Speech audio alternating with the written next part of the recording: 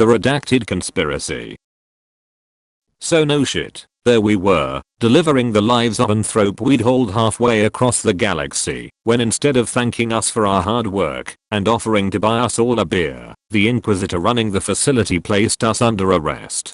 There ain't no fucking justice. We all stood there, paralyzed, at the news that our boss, Inquisitor Oak, had been branded a rogue, a traitor to the Inquisition. The mere fact that we were his subordinates damned us in the eyes of the Inquisition, and to make matters even worse, we were apparently on the hook for just about everything we'd done since the start of our mission, as well as few things that we hadn't. Not that it really mattered what we had or hadn't done, since the motto of the inquisitorial courts is, a plea of innocence is guilty of wasting our time. It slowly dawned on each of us that, unless something amazingly unexpected happened, our future would consist of a quick trial and execution. If we were lucky, that is. If we were unlucky, it'd be a long trial and a longer execution.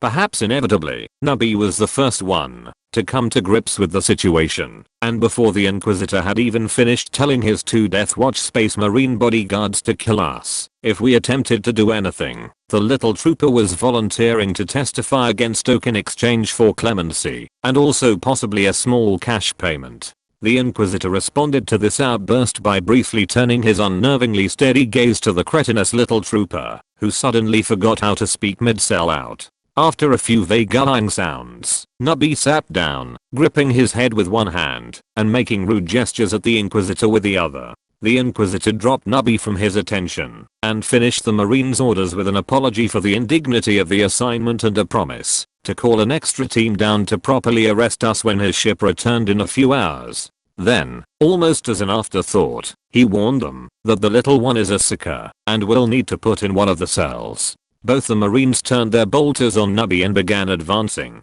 There were a bit of confusion as Nubby, who was still incapable of speaking, attempted to hide behind the rest of us. Sarge, seeing an opportunity, grabbed the undersized trooper by his collar and proffered him to the advancing Marines, while Amy and Doc moved in front of Fumbles. Unfortunately, this brilliant plan was spoiled by the fact that the Inquisitor wasn't a gullible idiot. When the Marines returned with Nubby suspended by one augmetic leg, the Inquisitor let out a little sigh of annoyance, which was the most emotion we'd seen from him yet, and told the Marines to stop embarrassing themselves and collect the one in the sicker coat. When the Marines returned with Doc, who'd hurriedly put on Fumble's coat, the Inquisitor let out another sigh and made a gesture. There was a little yelp from the back of our group as an invisible force yanked Fumbles into the air and began levitating him across the landing pad. Without another word to us or the Death Watch Marines, the Inquisitor followed our whimpering sicker into the large elevator, where his non-superhuman flunkies were waiting with the demonthrope.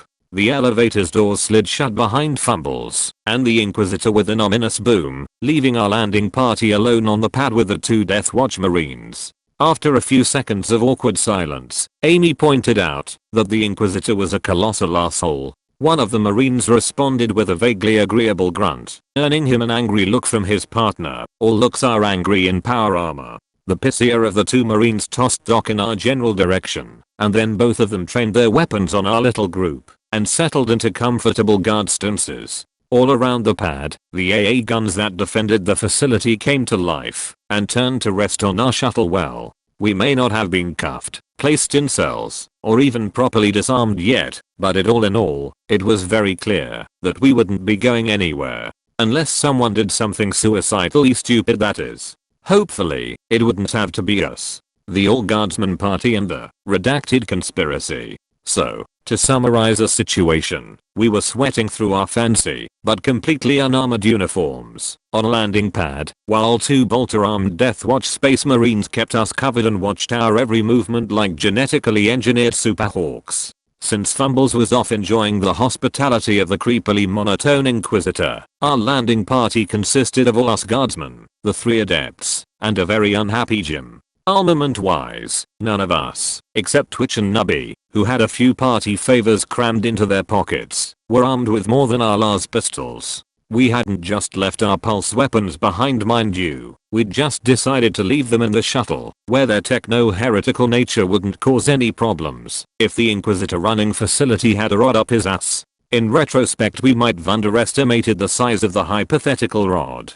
Our weapon-filled shuttle was parked a dozen meters away from where the Space Marines had corralled us. Aside from our cache of weapons, it was equipped with a multi-laser turret which only Chim knew how to actually use, enough armor to hold off bolter fire if the Marines made sure to miss the half-assedly patched Brightlands holes, and maybe enough fuel to get us back into orbit. Oh, and it also had Sergeant Gravis' stasis unit, but we didn't really see that as tactically significant.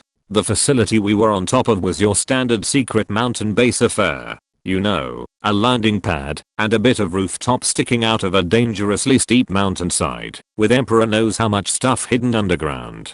Its only real distinguishing features, as far as we were concerned at least, were the local climate, which was blisteringly hot despite the altitude, and the massive ring of anti-air turrets surrounding the landing pad. We weren't quite sure who was controlling said turrets, or what their reaction time was like, but none of us felt like doing any experiments to figure that out. After our feeble plan to hold on to fumbles had fallen apart, and we'd spent a few minutes stewing in our own juices on the landing pad, the true shittiness of situation began to really sink in. Amy started cursing under her breath, and steadily increased the volume, until she was ranting like a street corner preacher. Nubby propped his oversized coat up as a sunshade. No poles were used. The thing was actually filthy enough to stand up on its own, and that was after it had been washed, and grumpily sat under it, waiting for his voice to return, and egging Amy on as best he could with grunts and gestures. Sarge just stood stock still, muttering darkly to himself, and ignoring everyone else, even when Doc tried to ask him for help subduing Twitch, who'd started pacing in circles and ranting about how he'd known it all along, and they were all in on it. Really, Tink and Doc were the ones who took it best. After an initial freakout, the medic took refuge in the familiar, if difficult, task of tranquilizing Twitch before he did anything explode. Tink spent a few minutes smugly pointing out that, while we had been arrested by the Inquisition, it hadn't been for tech heresy, and therefore everyone owed him an apology. He eventually realized no one was listening, and decided to sit down and play with his drone controller instead. There was a tense moment as he drew the controller from his tack belt, but the Marines eventually accepted Tink's blatant lie about it just being a data slate, and didn't shoot him. As for the rest of the party, Jim sank down into a little puddle of misery, chattering to himself in binary, and rocking back and forth, and the adepts all gathered into a little huddle. After a few minutes of serious discussion, the old diplomacy adept turned to the rest of us, cleared his throat, until we grudgingly paid attention, and asked us whether we thought Oak had actually turned traitor. He seemed surprised by how little we cared. I mean, it's not like we thought the question of whether or not our boss was a heretical mastermind that had been destroying the Inquisition from within wasn't important. We just didn't see how it was relevant to our current situation. Either A. Oak was a heretic, in which case the Inquisition would imprison, torture, and slowly kill us. B. Oak wasn't a heretic, but someone had framed him as one, in which case the Inquisition would probably imprison, torture, and slowly kill us, though they might apologize to Oak about it afterwards, if everything was ever sorted out. C. Oak wasn't a heretic, and the monotone Inquisitor was lying about the Inquisition ordering his arrest as part of some sort of conspiracy, in which case a bunch of political backstabbers or a shadowy cabal of heretics would imprison, torture, and slowly kill us. I'm sure you can see the common theme here. As far as we were concerned, the question of our Inquisitor's moral status was academic, and was therefore something that could be left to the academics, while we focused on more important issues. Specifically, how we were going to avoid being imprisoned, tortured, and slowly killed. The old diplomat got a little huffy with us, and said some very hurtful things about our attention spans and our intellectual capabilities as compared to those of a bunch of drunken orcs. Eventually though, he calmed down, and announced his, and the other adepts' certainty, that Oak was innocent. Sarge, who was in just about the worst mood any of us had seen him in, responded with bitter sarcasm, which the diplomat returned with interest. The situation had all the makings of a really good argument, and lacking anything better to do we all gathered round to watch the fireworks. But then Tink spoiled everything by asking whether we should tell the Inquisitor everything about the zoanthrope before he finished taking it out of the stasis unit. Well, you better believe that caught everyone's attention, including the two Death Watch Marines, who could apparently hear everything we were saying. the less pissy of the two Marines, whose only distinguishing feature was a yellow-edged pauldron with a cartoon heart on it, took a few steps towards us. This paused when he realized his companion wasn't moving. The other Space Marine, who sported a sort of pointy black cross on a white background, just shook his head, and Heart Marine sheepishly shuffled back to his guard position as we all huddled around Tink's drone controller. Spot the Wonder drone had been incorporated into the Demon Thropes containment unit when we'd made the thing mobile, partially because the drone was as good a central controller for the various systems as anything else we had on hand, but mostly because Theo had really wanted to keep the hunk of Wraithbone which suppressed the lion's share of the Demon Thropes power. The Wraithbone suppressor had been positioned on the very top of the Demon Thropes pallet, with all its cables and stuff hanging down over the outside of the stasis unit, where they conveniently hid the Demon Thropes smoky wings from anyone who didn't know to look for them.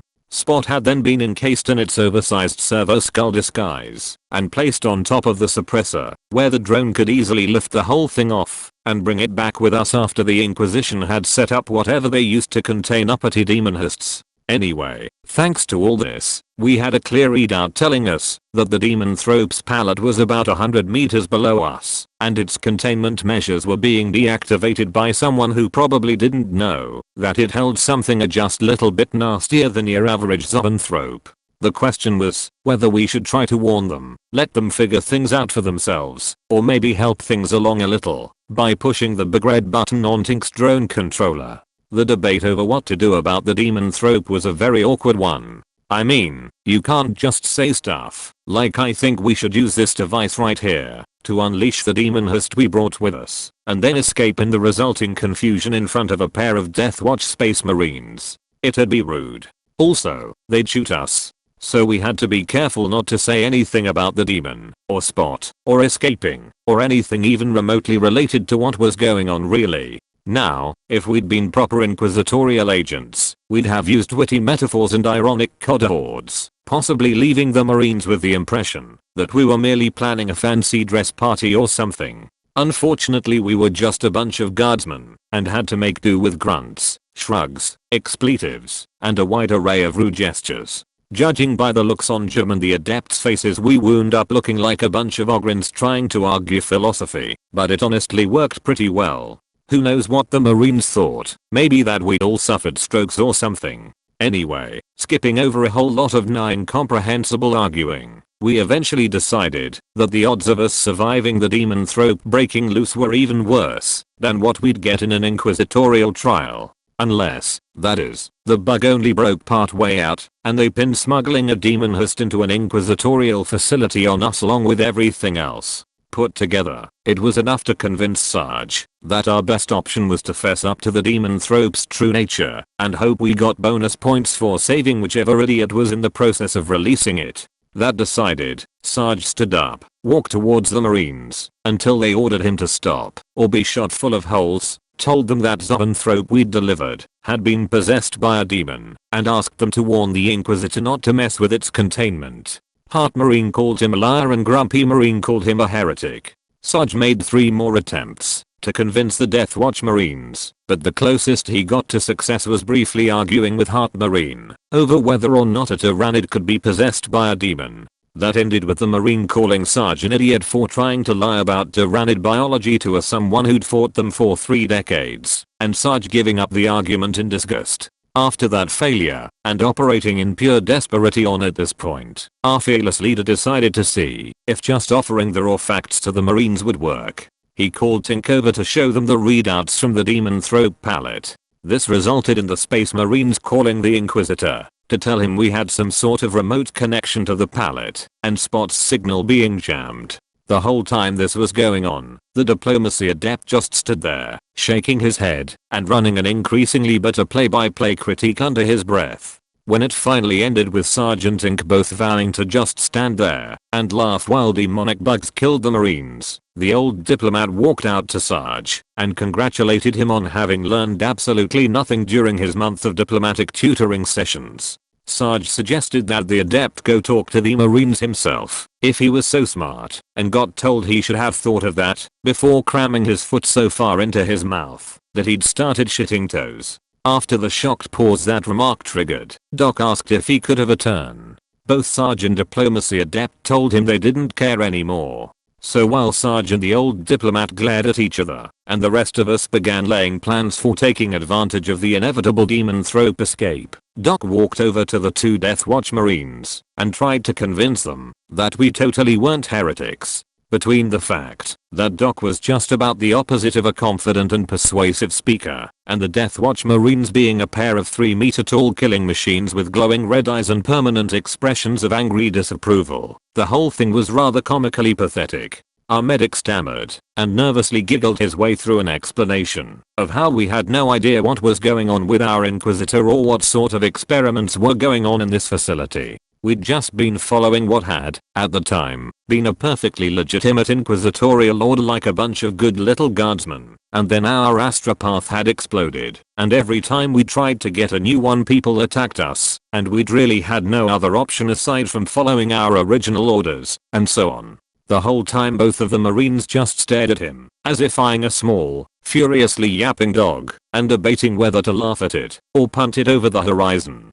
Doc finally began to run out of steam when he got to the part with the space station, because there was no denying we'd shot, exploded, and melted a bunch of loyal Imperial subjects, which is something that's sort of hard to wave off as just an accident, even if it totally was. Also, there was just no way to explain the whole thing with the warp fungus without sounding like either a liar or a madman. He stuttered to a stop, stared at the impassive space marines for a few seconds, and then in a burst of sudden confidence, announced that at least we definitely hadn't murdered any space marines. In fact, except for the one that had gotten skewered by the Hive Tyrant, all of them were still alive, and he could prove it, since Sergeant Gravis was currently in our shuttle. Upon hearing Doc's statement, Heart Marine rocked forwards a step, paused for a few seconds to have an inaudible argument with his partner, and then finally told the medic to show him Gravis. A minute later they came back out, collected the still freaking out Jim, and then wheeled Gravis' stasis unit out onto the landing pad. As the two Death Watch Marines huddled over the stasis chamber and inspected what was left of its occupant, we felt a sudden surge of hope that we could convince them to at least keep the Inquisitor from releasing the demon thrope. Then Grumpy Marine spun around, shoved his bolter in Doc's face, and asked why Gravis was imprisoned in a stasis field and what sort of heretical experiments had been planned for him in this facility. Doc didn't wet himself in terror, but it was a near thing. Not being a good bullshitter, our medic turned diplomat fell back on the only thing he was certain of, the precise details of Gravis' injuries and subsequent treatments. The two Death Watch Marines seemed rather taken aback by the sudden tide of completely incomprehensible medical jargon, and after a few more seconds of glowering they stepped back into their impassive guard positions. Doc, having no idea whether this meant they were listening or not, kept on babbling, while the rest of us watched, and grew more and more antsy. Luckily, before any of us ran out of patience, and did something to screw everything up again, the third Death Watch Marine arrived. This Marine was different from the other two. In addition to the colorful shoulder badge, blue with a comet on it, his black armor was decorated with white bits, and he was carrying what even us uneducated guardsmen could recognize as apothecary tools. He came out of the base's elevator at a dead sprint, skidded to a stop in front of Gravis' stasis unit, and began bellowing questions at Document. As Doc finished his explanation for the second time, the apothecary turned to the other two Marines and the three of them began arguing. They were using their helmet comms, so we couldn't hear a word of it of course, but it was obviously a very heated argument, and since we had a lot on the line, and were bored, we decided to see if we couldn't listen in. Approximately half a second after Tink managed to get his drone controller tuned to their comm frequency and had started working at cracking it, all three Marines turned to face us, and Jim sprinted over. The Tech Priest yanked Tink's controller away and suggested that, if we wanted to die, shooting ourselves would be a far more pleasant way to go than getting caught in a half-assed attempt at etheric warfare. Tink eventually got his controller back, but only because Sarge promised not to let him use it anymore. Anyway, the Space Marines resumed their argument after that little hiccup, and after another few minutes of agonizing wait, seriously, it had been about 20 minutes since we'd received the warning about the demon thrope's containment being disabled, they apparently reached a decision. The apothecary announced his intention to temporarily revive Gravis and obtain testimony from him. Doc asked how this was possible. Gravis' lungs being rather non-functional, c. cut in half, in addition to the whole being comatose thing. He was told to stop asking questions and be ready to assist as needed.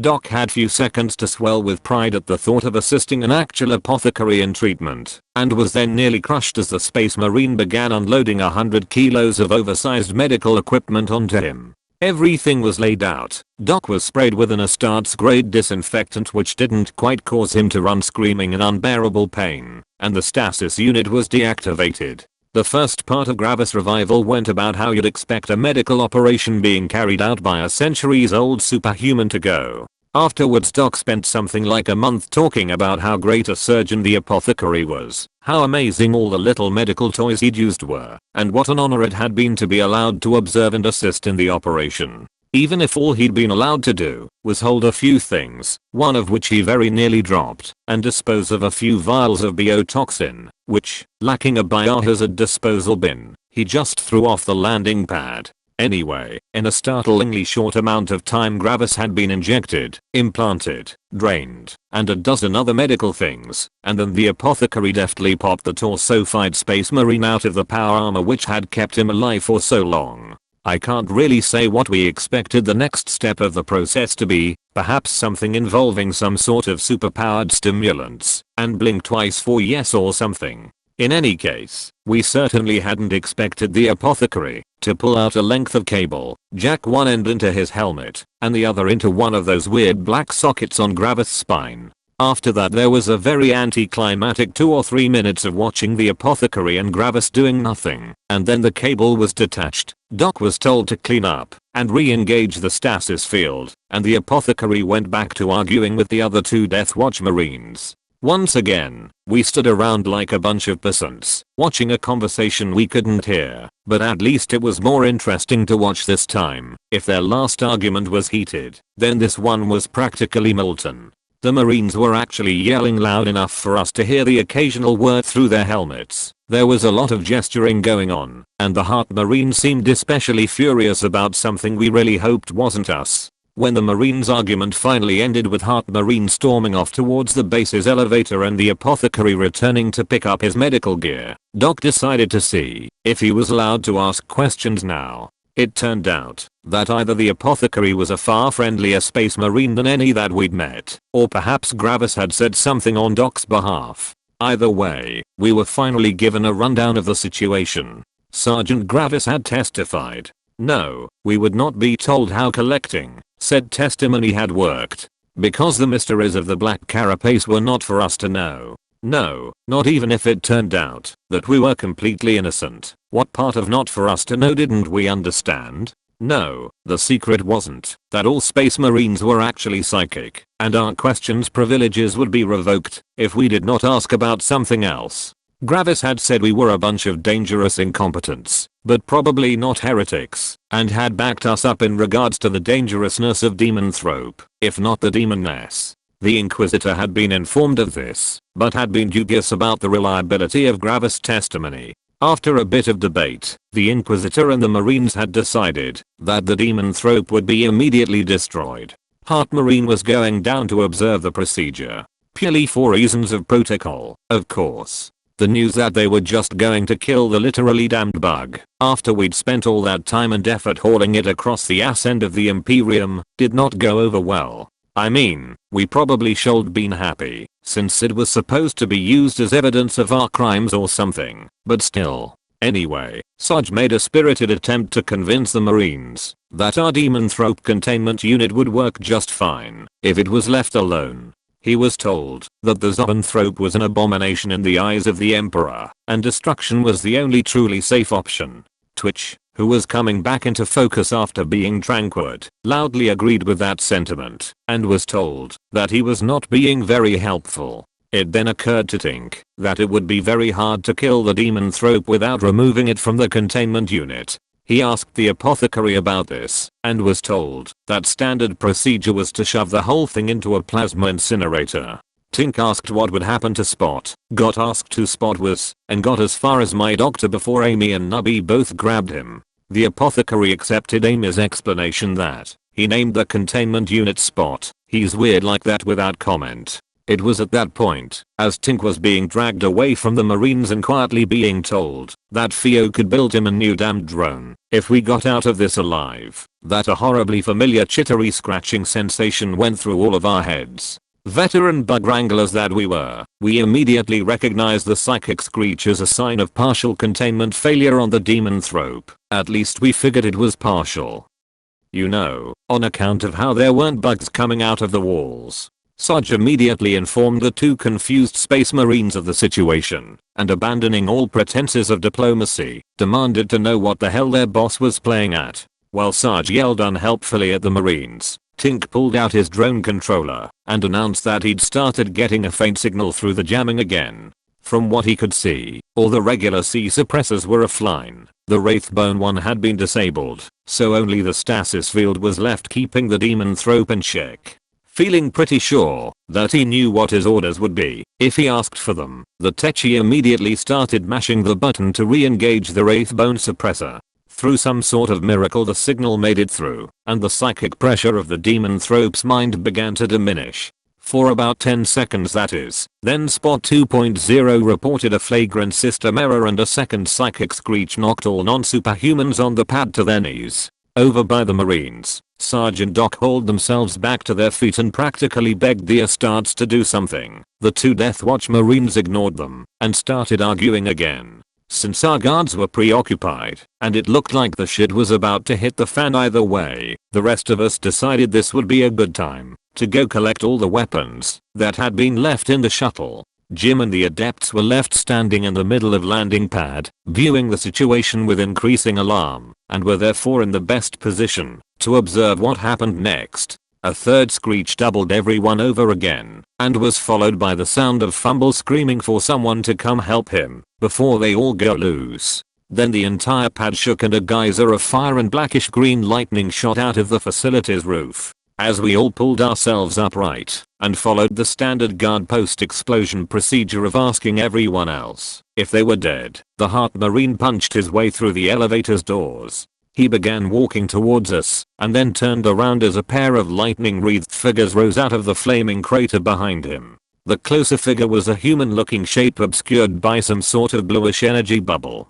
Judging by the hat and coat it was wearing, plus the fact that the only other nearby Seeker we knew of was currently screaming for help somewhere down below us, it was probably the Inquisitor. There was nothing indistinct about the second figure. It was the demonthrope in all its horrible unholy splendor. The 3-meter tall snake-like bug still had Sarge's hull metal shield wrapped around its head, but its eyes blazed red through the metal and a pair of horns, as well as a far more demonic-looking maw, had somehow formed on the surface of the half-slagged shield. The big change though was the wings. Inside the stasis field they'd been sort of vestigial looking, but now they stretched twice as wide as the demonthrope was tall, and they looked a lot more solid than we'd ever seen then. Before this, and when they'd been sported by the possessed Narlock and the Cogtain, they'd been sort of indistinct and smoky. Now they were more like clouds of ink bound into tentacle-like tendrils, and green static crackled through and around them like the field of a poorly maintained power weapon. All in all it was the most demonic looking thing we'd ever seen, and mind you, that list includes a fair few demons.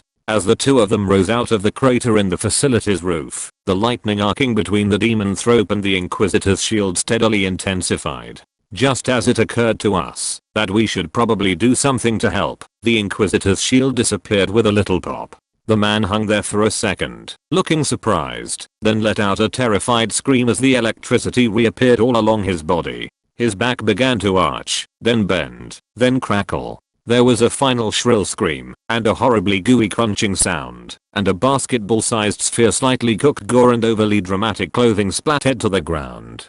Jim and 2 out of 3 adepts screamed. Amy snickered. Tink and Twitch simultaneously yelled, "Told you so" at no one in particular. Sarge facepalmed, and Doc looked up at the apothecary. The medical marine let out a weary sigh as the Inquisitor's hat drifted down to rest on top of his compressed corpse, and muttered something about needing yet another new Inquisitor. Nubby, his voice returning, pointed out that big demonic bug thing overing over there, which was entertaining itself by tearing a hole in the fabric of reality, and asked the Marines what they were going to do about it. Grumpy and Heart Marine both let out battle cries and charged forward. The apothecary shook his head and followed them at a more sedate pace. With a little mutter about them having fun with that, Nubby started to sidle towards the shuttle, only to be yanked into the air by Sarge, who was already bellowing orders and demands for information at the rest of us.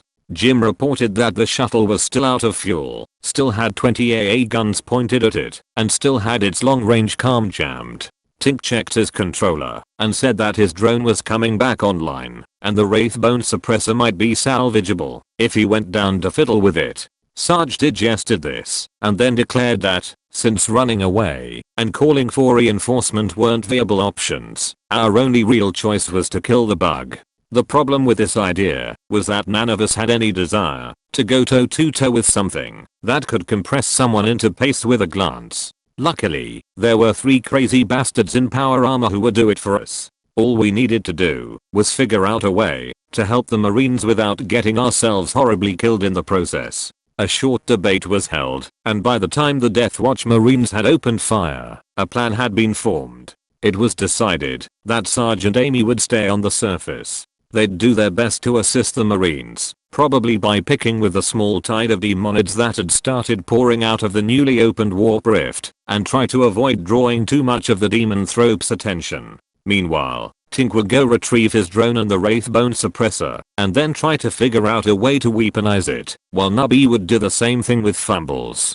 Twitch would support them, and lend his skills to the whole weaponizing thing, and Doc would go along to make sure nobody did anything retarded, which technically made him the man in charge. Doc was not thrilled with this assignment. Finally, Jim and the adepts were told to go do something useful, like getting the AA guns sorted out, or unjamming the long-range comms, or finding some sort of holy artifact stored in a case marked in case of demonic incursion break glass. Anything that got them out of the line of fire really. They accepted their orders without complaint and scampered off after Doc's team towards the partially destroyed elevator into the base. Those of us in Team Doc climbed through the hole that Heart Marine had punched through the elevator's doors. Inside we discovered the reason for the Marine's violent exit. The elevator's car appeared to be stuck about halfway down the shaft and all the lights and control panels were dark. There was a maintenance ladder on the far side of the shaft which, judging by the massive hand and foot shaped dents in its rungs, the Marine had used to get back to surface. We noticed that a few of the rungs had either broken or been ripped entirely out of the wall, but the Space Marine weighed a lot more than us, so we figured it was probably safe and began climbing down. Jim and the adepts were a little more dubious, but they eventually gave up looking for other options and followed us. After Twitch popped a rung loose, which barely missed Doc, and dropped half a level, they decided that whatever they were going to do could probably be done on the first level and hastily exited the shaft. We asked them to look into fixing the elevator while they were at it. The signal from Spot and the volume of Fumble's periodic incoherent psychic shouts peaked 3 levels below the stuck elevator, and we decided to exit the shaft. Tink suffered a minor heart attack when the first thing he saw, after prying open the doors, was a pair of turrets aimed at his nose. Luckily they didn't seem to register him as a threat, and the rest of us managed to catch the Techie as he reflexively dodged backwards into the shaft.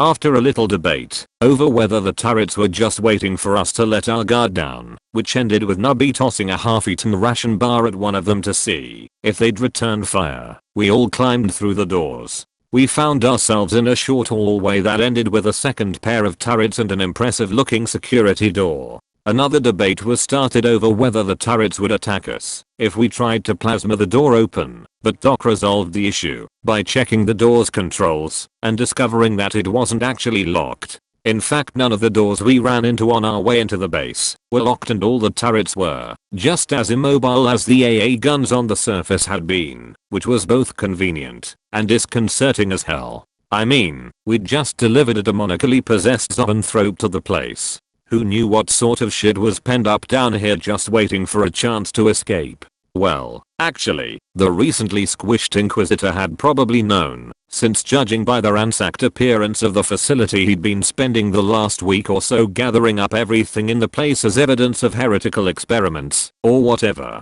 He was a bit too busy being an asshole, also dead, to share that info with us though. Anyway, none of us, not even Twitch, had time to spare worrying about what was in the base or why its security was offline, because we could hear and feel the battle going on back up on the pad. We followed Spot's signal, rushing through hallways and across recently stripped rooms without incident, until we finally reached a security door with a piece of paper that said evidence storage taped to it. We opened the door, which led to yet another turret-filled hallway, at the exact same instant as some sort of 8-legged augmetic-covered lizard monster came through the far door. We looked at the lizard monster. It probably looked at us. Something in the room behind it exploded, and then Nubby slammed our door back shut. A bare second after the door slid closed, something slammed into it, leaving a large outward dent in metal. This was followed by the sound of 4 turrets beeping to life and a sort of general fracas as they and the lizard monster sorted out their differences. Nubby, his finger still held firmly on the close button, suggested finding another way into the evidence room, or at least waiting to see if the turrets won. Doc, feeling like he should do something leathery, announced that there probably wasn't enough time, so we'd have to open the door and deal with the thing. The rest us agreed, but the question of just how to do it was up for debate. After a short argument, in which it was decided that trying to flash and rush a creature that had a metal plate instead of eyes and could punch head-sized dents in security doors was stupid, we decided to go with our other usual strategy of blowing the ugly thing up. There was a problem with this plan though. It had been several weeks of combat since our last resupply, and Twitch's stockpile of explosives down to just his backup grenade and frag mine, plus the single improvised explosive which Sarge had let him bring on the shuttle. Twitch asked for the rest of us to pony up whatever we had, but Tink and Doc didn't have anything except a few flashes. Doc was given shit for not saving the syringe of face melting biotoxin that had been recently extracted from Gravis, at least until he threatened to go get another one and make Tink carry it. Nubby, on the other hand, grinned an evil little grin when he was asked and reached into his perpetually filthy coat. Up on the surface, Brother Bellicus of the Black Templars noticed a large group of demonic hormagaunts moving to flank him, reached for his grenades, and swore when his hand closed on nothing. At Twitch's mark, Nubby popped door open just wide enough for a lumpy object, which consisted of a half-dozen cross-wired lasgun power packs wrapped with tape and nails, and 2 Astartes-sized frag grenades to be tossed through. A few seconds later the door was reopened as far as the dent in it would allow, and we all squeezed into a hallway which was a bit worse for wear, and smelled rather disturbingly like grilled graks. We all resisted the urge to see if the Zenith remains tasted like they smelt, made our way to the far end of the hallway, and discovered that the door had locked itself when the turrets had activated. Since said turrets had been pounded to scrap by the lizard thing, Tink just plasmaed the door's locking mechanism and opened it to reveal a scene of pure mayhem.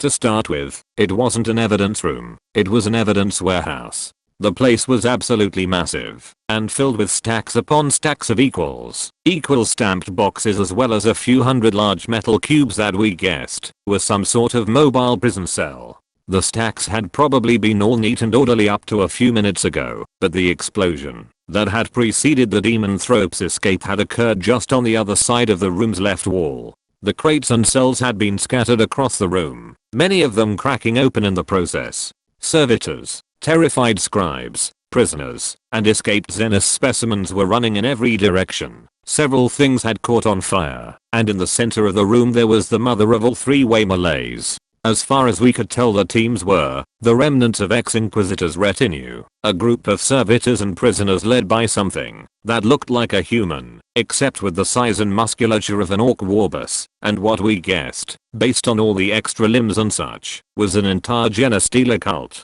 Nubby tried to close the door again, but was stopped by document. We stared at the carnage for a while, and then unanimously decided that we wanted nothing to do with any of it.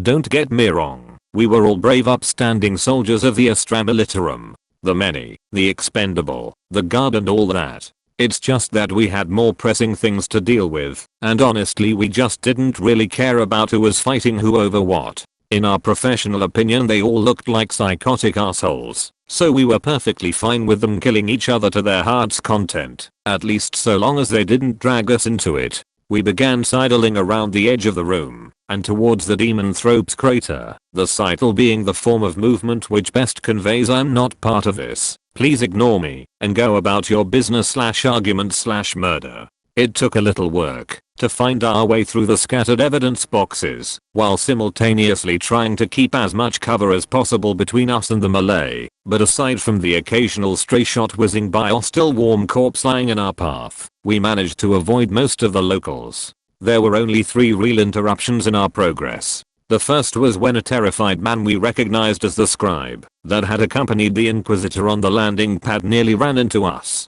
Twitch shot him on reflex, and the rest of us refrained from commenting. The second interruption was a little more eventful. The giant man thing in the middle of the room bellowed, a cell crashed into the wall ahead of us, and something tentacular began to worm its way out. Twitch shot this interruption on reflex too, but this time we all joined in. After a few volleys the tentacles retreated into the cell. Twitch tossed his frag grenade in after them, and we continued on our way. The last interruption occurred as we neared the crater in trance, and did not begin with Twitch shooting anyone, but that was only because Nubby grabbed his gun. As we approached the edge of the crater, 3 indistinct forms that looked a bit like short cloaked figures came around a pile of crates and practically walked into us. Nubby stopped Twitch and gestured at the rest of us to squeeze against the wall. We did as he said and watched in surprise as he cheerfully waved at the 3 figures and directed them towards the exit. There was a greasy croaking sound, a whiff of something absolutely vile, and then the figures just vanished into thin air. That was a little disconcerting, but Nubby told the rest of us that it was fine. The cloaked Wardsits were benders, and they were wonderful people. 4 horrible mutant Xenos at least. Apparently they hung out in the sewers on some high worlds, and were a great way to get rid of things. You know, like proscribed substances that no one would buy, or pieces of equipment that you just happened to have found lying around on the battlefield, but turned out to have belonged to the commissar and now had your fingerprints all over them. Also bodies, great for getting rid of bodies. Anyway, wonderful people he said, aside from the smell. The rest of us eyed Nubby, who had never intentionally bathed or changed his underwear in his life, and whose breath could tarnish ceramite, and decided not to comment. Shortly after that slightly disturbing encounter we reached the gaping hole that had been blasted in the room's wall. The room on the other side was a much smaller version of the evidence room, with a brand new demonthrope installed skylight. We guessed that it had held 50 or so evidence boxes, one of those mobile cells, and 8-ish inquisitorial minions. Now it was filled with parts. Anyway, the knee-deep gore was just backdrop. What really caught our eyes when we peered through the crater was the only intact thing in the room, the top half of our demonthrope containment unit. Oh, and the half-naked woman who was crouched on top of it and singing. After an initial second of shock, scantily clad women being just about the last thing we'd expected to find in an inquisitorial research facility, we realized that things were not as they seemed. It's hard to say what tipped us off exactly. It might have been the odd shape of her ears, or the unnatural harmonics of her singing, or maybe it was the words elder subject #4 printed on the back of her tattered straitjacket. Regardless, our well-honed inquisitorial investigation abilities told us that, while the creature prying at the containment unit was female, she was not a woman. She was also not an orc, no matter what Twitch said. So no shit, there we were standing in the only entrance of a room containing a half-naked, unarmed elder of the female persuasion, who was apparently too focused on singing to the demonthrope containment unit to even notice our arrival. The question of what to do in this sort of situation is something that bored guardsmen, or idle cogitator adepts, might spend endless amounts of time arguing over. Not us though, we were above that sort of thing. Yeah, okay, no we weren't. I mean, aside from avoiding work and blowing things up, pointless arguments, especially sordid ones, were just about our favorite pastime. It was just that before we could get started Tink noticed that a tendril of wraithbone was snaking out towards the singing elder from the containment unit. Before any of us could stop him the Techi stepped around the corner, raised his plasma gun, and told the Xenos to stop messing with his stuff and get her own damned wraithbone. Nubby snickered, Doc groaned in exasperation, and Twitch pulled Tink out of the way of the bolt of lightning the elder flung at him. We all reflexively ducked into cover as 2 more lightning bolts shot through the hole, and when we peeked around the corner again the entire back half of the small room was filled with an opaque mist. The next minute or so were spent calling Tink names. This was not the most productive use of our time, but none of us were dumb enough to try running into the mist and dislodging the Zenith Seeker. Doc was especially miffed, since his whole job had been to stop the rest of us from doing something like this, and Tink kept using that as an excuse for why this wasn't his fault. Anyway, after another minute or so of juvenile arguing, it became apparent that the Elder's mist wasn't going to just dissipate on its own and something proactive needed to be done. Unfortunately, our options were sort of limited. Tink proposed a flash and clear, but the rest of us had bad memories of the last time we tried that on a prepared Seeker, and made it plan B. Nubby spoke up next and suggested going to get Fumbles, who was still making noise somewhere at the back of the evidence warehouse. Since this would involve either splitting up or leaving the Elder to mess with the containment unit, and because we weren't too optimistic about Fumble's ability to go head to head with an Elder Seeker, this was made plan C. Twitch began to suggest something truly harebrained, but was cut off by Doc, who'd decided that he'd had enough and it was time to take charge of the situation. In an odd repeat of the last time we'd faced this sort of thing, Doc poked his head around the corner and attempted to engage the Zenith in diplomacy. To our immense surprise, instead of shooting our medic in the head with a lightning bolt, the Elder stopped singing to listen to him. Now, Doc wasn't a good smooth talker, but he did tend to radiate a sort of awkward earnestness, which can really count for something in this sort of situation. The rest of us watched this all with varying degrees of incredulousness as he started off with an apology for Tink's behavior, and then began explaining the overall situation and how the containment unit figured into it. The Elder only responded with more silence, but since that wasn't a lightning bolt, Doc took it as a good sign and moved a little farther into the room as he continued talking. It was honestly the most impressive attempt at interspecies diplomacy we'd witnessed. I mean, sure, we'd seen whole worlds shared between humans and the TAU, but the slitheads tend to be sort of wishy-washy and there'd probably been a lot of highly trained diplomats involved and all that. This was just one slightly naive soldier trying to convince a Zenith, who probably had a massive grudge against the Inquisition, not to mention a racial affinity for dickishness, to give peace a chance.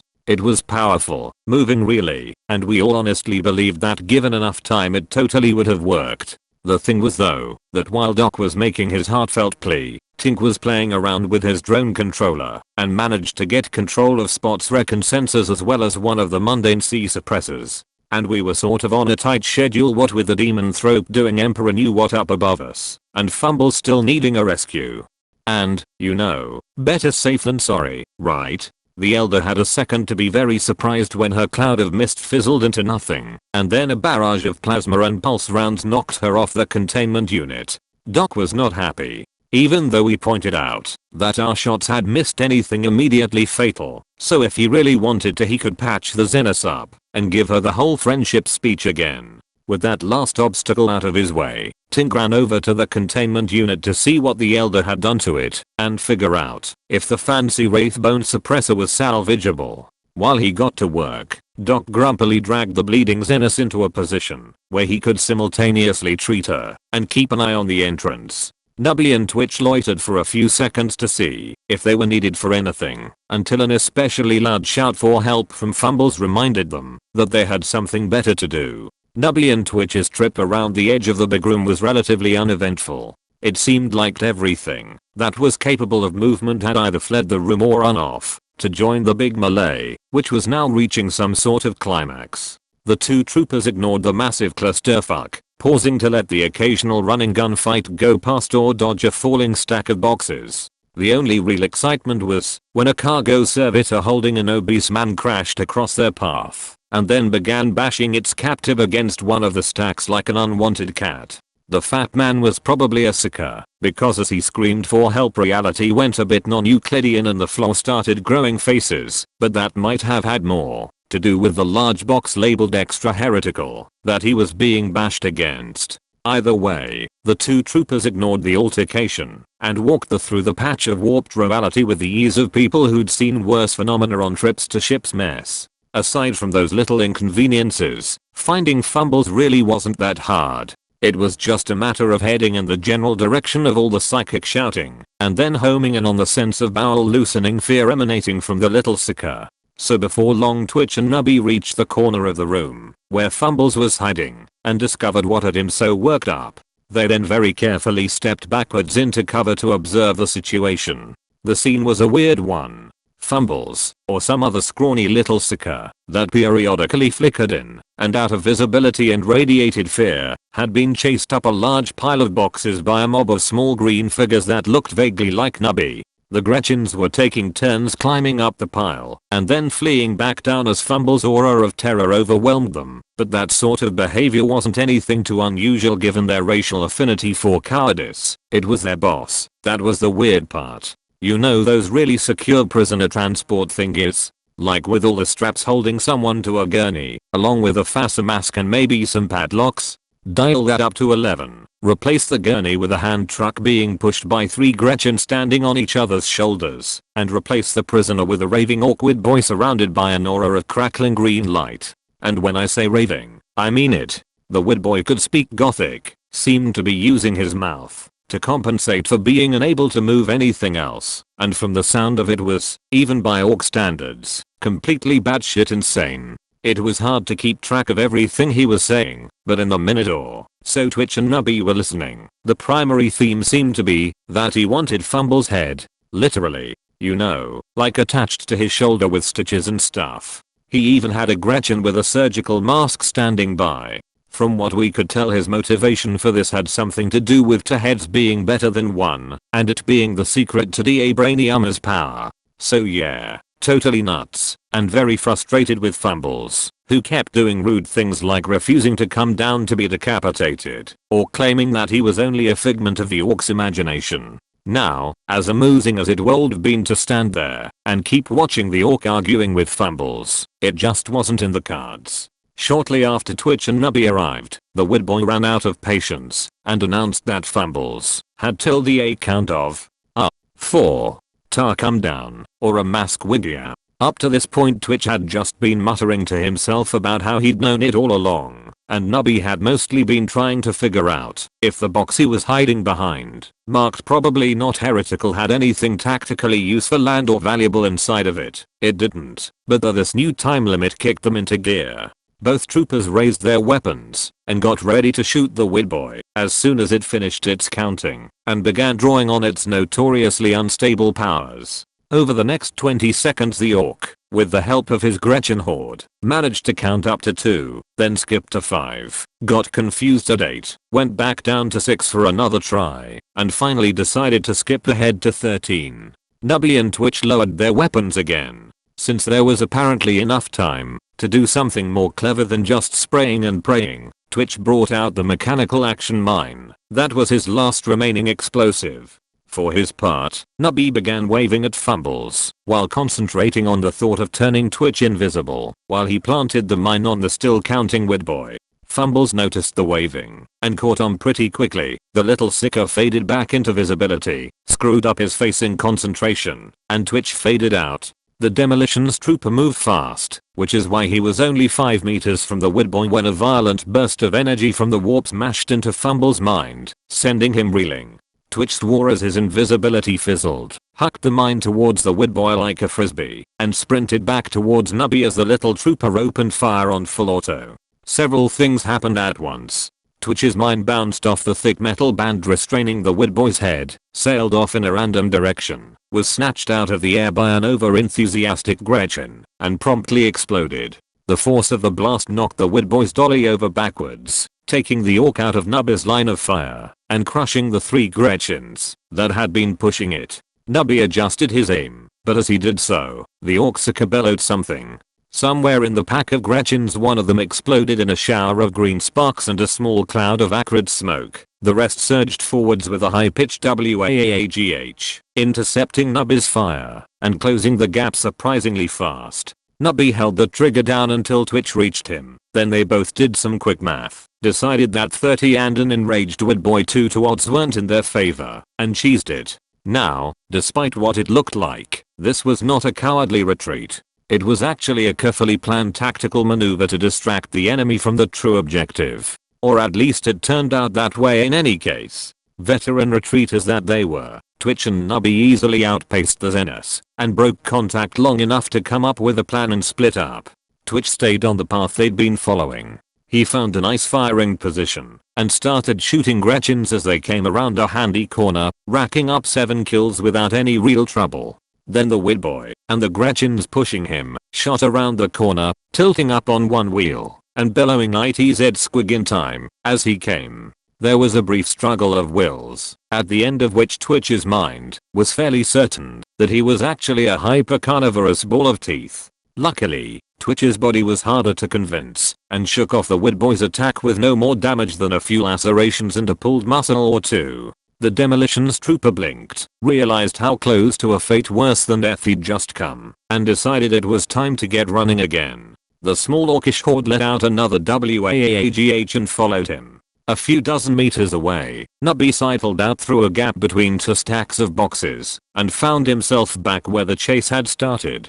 A quick scan of the area revealed that a few Gretchen had stayed behind and were in the process of carrying the still stunned Fumbles down from his perch on the pile. Nubby, not being one to do hard work himself when others seemed were willing to do it for him, pulled out a LHO stick and casually waited for the Gretchen to finish before gunning them down. Then, his heroic rescue completed, the little trooper wandered over to Fumbles and checked the sicker's status by prodding him in the ribs a few times. When this elicited nothing more than a faint groan, Nubby, muttering to himself about how he always had to do everything, grabbed one of Fumbles' legs and began dragging the sicker back towards the Demonthrope crater. Meanwhile, Twitch was barely staying ahead of the Wid Boy, who'd started emitting some sort of brilliant, crackling energy that boosted the speed of it and its minions. It really was something out of the paranoid trooper's nightmares. Gretchen kept popping out of side alleys before he could turn into them, and every time he hit a straightaway the Wid Boy's hand truck gained a little ground.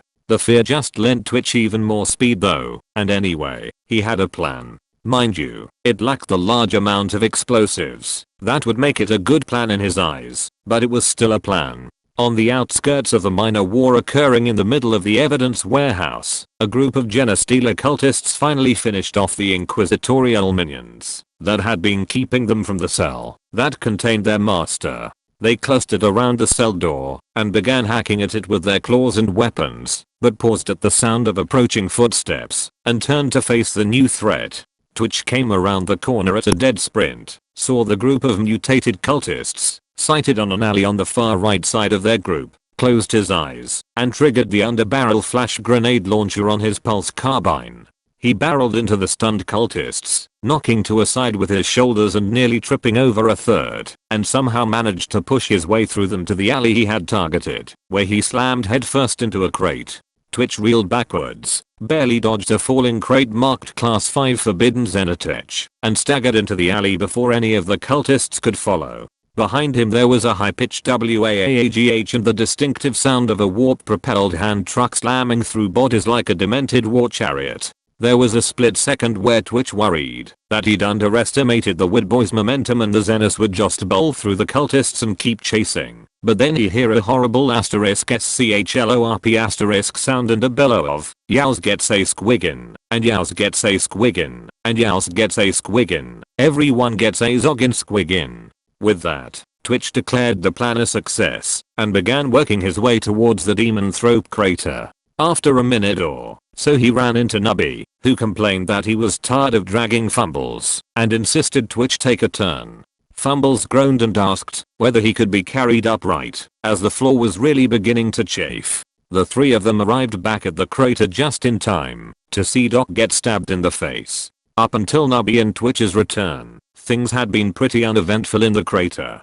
Tink had started his work by surveying the remains of the containment unit. It was hard to say exactly what the Inquisitor had been doing to it prior to the shit fanning, but since the bottom half of it was pretty much vaporized, Tink was willing to bet that it had ended with Demonthrope doing something to overload the batteries. Luckily though, the top half was pretty much intact, and that was where Spot, the fancy Wraithbone suppressor, and a single mundane C suppressor had been mounted, so he got to work on prying those free. While Tink worked, he tried to figure out what to do with the stuff once it was pried out. His original orders had been to go get your Wraithbone thingy and, I don't know, figure out how to turn it into a gun or something, but he wasn't exactly sure how to do that. In fact, He really had no idea how the extra powerful suppressor worked, and was pretty sure Theo didn't actually know either, despite the little Zenus being the one who'd created the thing. All Tink knew was that the TAU thingy made the Wraithbone thingy project some anti-C thingy, and if you connected tendrils of C-conducive material to the device you could spread the anti-C around a bit.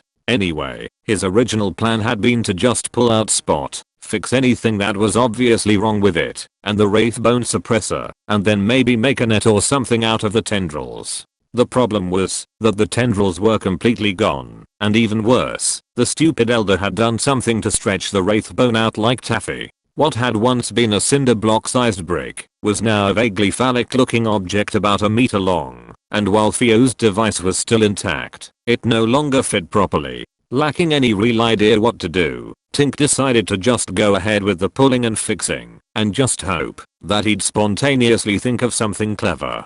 Tink still hadn't thought of anything by the time he'd finished prying everything loose, so he screwed around for a few minutes setting up the mundane C suppressor next to Doc so the medic would stop bugging him about it. While he did this, the Techie debated pulling out his plasma gun and telling the elder to return the Wraithbone to its original shape or die. Doc was against the idea for various reasons, and there was a brief argument which ended with Tink asking the highly inappropriate question of why the Zenus had reshaped the Wraithbone into an, giant stone dung. Doc impatiently told the Techie that she was probably making a spear or something, and suggested that he get back to work. Doc's response triggered something in Tink's imagination and the Techie got thoughtful. Then he got even more thoughtful. Then he went over to his drone, lined up all the parts in a new orientation, and started snickering. And that's why, at the end of things, it turned out that our secret anti-demon thrope weapon was Spot the Wonder Drone with an amusingly shaped Wraithbone spear strapped to its undercarriage. You know, like a battering ram, or a bayonet, or well a lot of other non-phallic things. Anyway, Tink got to work strapping things on and just bending the shit out of Theo's device until it fit the new shape, and the whole time this was going on, Doc continued watching the door and working on his patient. The medic's time at the bottom of the crater was even less interesting than Tink's, for the most part at least. The elder wasn't in great shape. Plasma impulse rounds are nasty enough when you're in full armor. Taking a barrage more or less naked is not good for one's health. Still though, they were the sort of wounds Doc was good at treating, and he did a fair job of patching her up. Hell, he even cleaned all the gore and the debris off the area of floor he was operating on. If that's not quality service, I don't know what is. Doc did good work. Half cauterized wounds were sprayed with sealant. The 2 bags of Inquisition Torturer brand Zenus blood substitute, non-fatal to over 60% of humanoid Zenus scum. Extend your torture experience 4 weeks, were administered. A completely mangled arm was removed and tossed into a corner somewhere, and a bunch of other boring medical stuff was done. For the most part the elder just laid there unconscious, but after a while she started twitching and emitting a bit of random psychic noise, which was distracting enough that Doc asked Tink to rig up the regular C suppressor nearby. That was it as far interruptions from his patient, but there were also 3 or 4 occasions where Doc had to drop his bandages and pick up his weapon. Honestly, these interruptions weren't much more interesting than the medical procedures. Most of the time it was a matter of something poking its head around the edge of the hole in the wall, and then scampering away after Doc sprayed a bit of suppression fire in its direction. The only times when it didn't work like that was when a lucky shot took the head off something that might have been a small crude hound, and when a heavily armored, but armless, servitor plodded through Doc's fire without seeming to notice, looked around for a few seconds while he reloaded, and then walked away again. So yeah, things were pretty dull for Doc, right up until his patient woke up, that is. You know how in stories the beautiful female patient will wake up, meet her doctor's eyes, then smile and say something about how she must be dreaming? That didn't happen.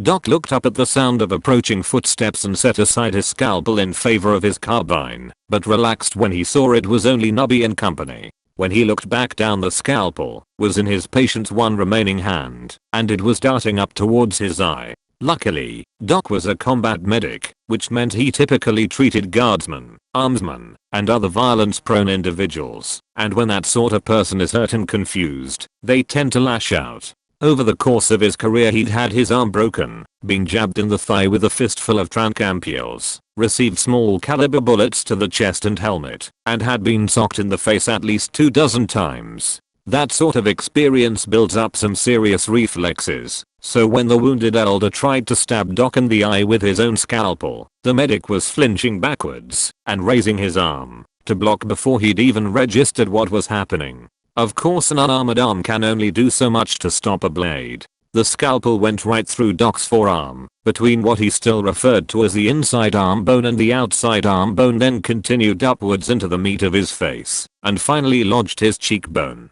Doc swore and reeled backwards with his arm pinned to his face, but that was still a lot better than getting stabbed in the eye. The elder followed her attack up with a grab for Doc's pulse carbine, but it was still on its strap and Doc's pinned arm was in the way. Doc swore again as the gun caught on his arm and twisted the scalpel in face and countered by punching the uncooperative's Ennis in the nose with his free hand. This was enough to knock her backwards, but she kept her grip on the gun as she fell, and Doc swore a third time as he landed face and scalpel first on the ground. At this point the elder decided that a change of plan was called for. While Doc struggled to roll over and bring his gun to bear, she staggered to her feet, sighted on the C suppressor that had been set up nearby, and sprang towards it. She got to within a meter of it before Nubby and Twitch shot her in the back. Nubby and Twitch kept their guns on the prone elder as they entered the smaller evidence room. Behind them Fumbles, who'd been unceremoniously dumped on the ground as they grabbed their weapons, complained that his nose felt like it was broken. He told to put his big boy pants on.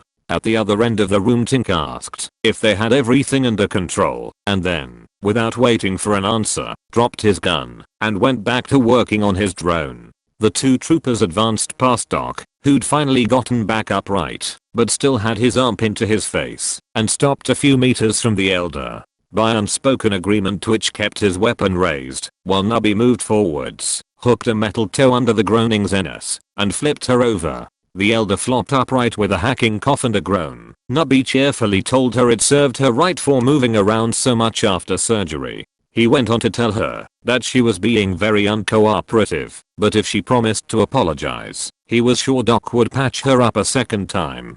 The elder spat blood at him and stated that she would rather die. Nubby and Twitch looked at each other and shrugged. Well, you weird da lady. The elder's eyes went wide and she got as far as way before Twitch and Nubby fired. Over where he was working Tink let out a surprised curse and began loudly complaining that there were bits of brain all over Spot's new external battery unit. Nubby just snickered, but Twitch yelled some rude things back at the techie and began loudly complaining about how no one was ever grateful. When Doc told him to calm down, the demolitions trooper rounded on him and asked whether he was going to start whining about shooting his new Zenith girlfriend. Doc pulled his arm forwards off the scalpel with a squelching sound and gingerly poked at the surgical implement stuck halfway into his face.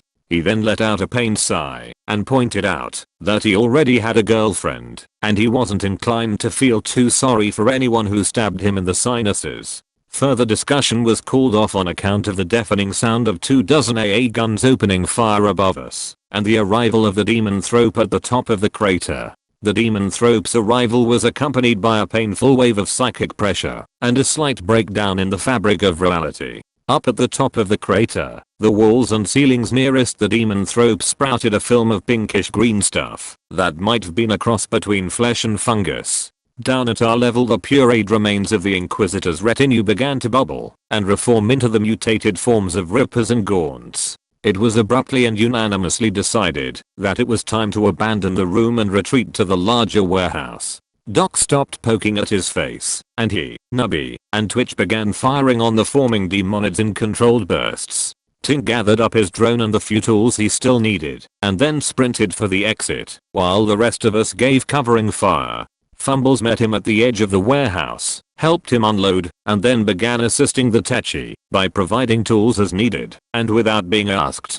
Tink didn't actually notice him doing this, but it really was quite helpful. A few seconds after Tink had exited, the rest of us slowly fell back. As we moved we spared a few glances up towards the demon thrope and were incredibly relieved to discover that it was staying put at the top of the crater. We guessed that it had just moved there, to get away from the AA guns we'd heard, and was perfectly happy hovering there and shooting lightning bolts at whoever was pestering it up on the surface. We wished whoever it was luck, finished our retreat to the warehouse, and set up firing positions around the hole between it and the crater.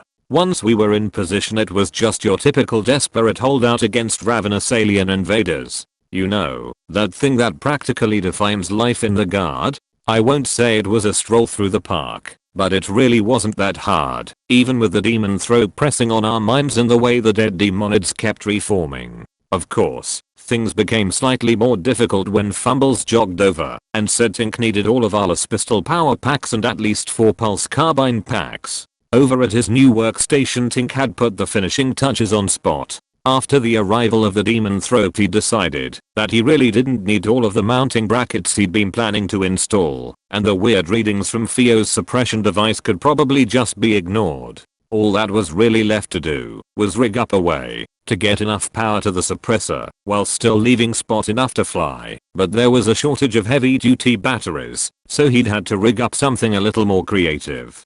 Hence the need for the power packs. After a little bit of whining and arguing, Fumbles returned with the packs, leaving Doc, Nubby, and Twitch with only 5 remaining between them. Tink slotted them into place, hoped really hard that he'd done the power conversion math correctly, and hit the on button on his controller. First the lights came on, then the hover unit engaged, and the stealth field cycled, and finally there was a flicker of static all along the protruding Wraithbone hempbrow. Tink held his breath, then let it out in a high-pitched shout of victory as the oppressive force of the demon thrope's mind vanished. Over at the hole, the rest of us were little too busy conserving ammo and holding the bloody line to see what had Tink so excited, but we figured it out when Spot shot between us and cut a small swathe through the approaching swarm with its mere presence. We cheered as well as the drone did a short victory lap and pushed forward to watch as it rose up towards the demon thrope. Spot the Wonder Drone flashed upwards, sliced through the crackling green shields around the demon thrope, and slammed into the thing's underbelly. As Spot's C suppressor penetrated the creature's hide, it let out a roar of unfathomable pain and fury. Its shield vanished, and the demonid minions around us collapsed into goo. We all cheered again and watched. The inky black tendrils holding the demon thrope aloft twisted, flickered, and then reappeared. We stood there, waiting to see what would happen next, and then flinched when the demon thrope let out a roar and fired a bolt of green lightning at someone on the surface. Nubby swore, Twitch groaned, Fumble started whimpering, and Tink asked if anyone could see what was happening to Spot. Doc remained calm though. The medic looked at the rest of us, and then in a stuffy voice, because he still had that damned scalpel in his face, said, "So unless someone has a better plan, I say we shoot it until we are out of ammo, and then run away. If that doesn't work." None of us did, of course, so we all gathered together, opened fire, and hoped like hell that the demon thrope didn't have much juice left in it. As we fired, we couldn't help but notice that only one person up on the surface was firing with us, and they weren't using a pulse weapon. Up on the surface, Sarge pulled the pin on the Astard-sized crack grenade he'd borrowed and hoped like hell this was going to end better than the last time someone had tried it. The fight on the top of the facility had begun with the 3 Death Watch Marines charging forwards in an attempt to blitz the demon thrope. In the opinion of possibly former interrogator Greg Sargent, this was a very stupid idea. It wasn't that blitzing a zoanthrope was a bad idea in and of itself. In fact, if you look them up in the Tactica, they're defined as psychic artillery, and the preferred methods for dealing with them are generally the same as other varieties of artillery. Ideally you just call in an airstrike, or some, preferably longer ranged, artillery of your own, but if that's not an option then you're going to want to get in close, where their big guns can't easily get at you. Of course the tricky part is not getting blown to little pieces while you close the distance, but the Tactica has some good recommendations there too. If you're a brave soldier of the Imperium, then you're supposed to just sprint across the killing field, firing wildly and relying on your faith in the Emperor to protect you. If, on the other hand, you're a cowardly dog not fit to wear the Emperor's uniform, then you'll want to make use of cover and sneak around the flanks, while all the brave soldiers get themselves killed. So, given that Space Marines are the very definition of brave soldiers of the Imperium, and were wearing enough power armor to survive that sort of foolishness, their choice of attack was tactically sound. Or it would have been, if they were actually fighting a zoanthrope. Seriously, it wasn't some frail, slow-moving creature that relied on distance and minions to protect it from harm. It was a demon host. You know, those things that can turn frail little cultists into nigh indestructible killing machines capable of tearing tanks apart with their bare hands. What the Marines thought they were going to accomplish by getting closer to it was a mystery, especially since it was currently flying 15 meters over the top of a deep crater. Despite the temptation, Sergeant Amy didn't stand around critiquing the Marines' choice of tactics. This was partially because the situation was too serious to waste time being petty and unhelpful, but mostly they just figured the demonthrope would handle it for them. The two of them slowly advanced behind the Marines, placing aimed shots into the growing number of demon Tyranid hybrids pouring out of the hole in reality the demonthrope was tearing, and waiting to see what was going to happen. Surprisingly though, what happened was nothing. The three Astartes charged in, while the apothecary just jogged, spraying fire and fending off the odd demonid, but the demonthrope just manifested a greenish-black shield and ignored them, while it poured more and more juice into the widening hole in reality. Between shots, Sergeant Amy snickered to themselves as the Marines reached the edge of the crater and then milled around trying to figure out how to respond to being dismissed as non-threats. Of course the Death Watch Marines didn't waste too much time standing around. The trio of superhuman warriors drew upon all their centuries of tactical knowledge and came to the conclusion that they should try shooting the big psychic bug harder. As Guardsmen, Sergeant Amy wholeheartedly approved of this decision and concentrated on keeping the smaller bugs in check, while the Space Marines poured a ludicrous number of bolt rounds into the shield. Seriously, when I say ludicrous, I mean it. All three Marines were firing their bolters on full auto. The Heart Marine was actually using his one-handed while firing a plasma pistol with the other, and they were reloading faster than seemed physically possible.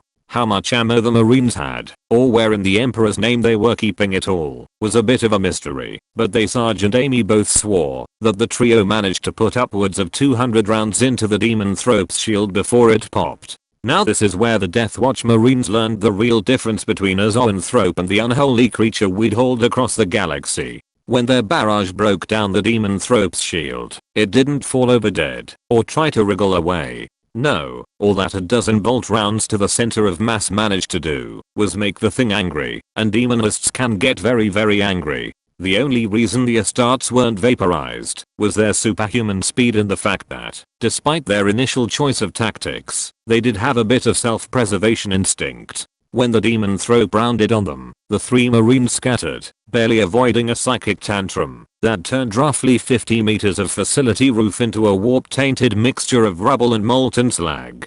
Sergeant Amy watched the light show, noting the power of the attacks and the way bits of dead demonid rose into the air to fill in the demonthrope's bolter wounds, and congratulated themselves on their decision to stick to shooting the little bugs. Eventually though, the demonthrope's tantrum ended, and the bug turned back to its now shrinking portal. It seemed to go pensive for a few seconds, and then with a flap of its wings, the bug entered the portal and its oppressive psychic presence vanished. Sergeant Amy stayed in their cover waiting to see what horrible thing would happen next, but after a solid minute of nothing, they went back to picking off the demonids. A few minutes later the last of the bugs were dead. The Marines had clawed their way out of the rubble at the edge of the destroyed area, and everyone was gathered around the warp portal. As the hole finally disappeared with a little pop, Sarge sighed in relief, then froze as Grumpy Marine said, HMM, more power than I expected, but far less courage. That was almost too easy.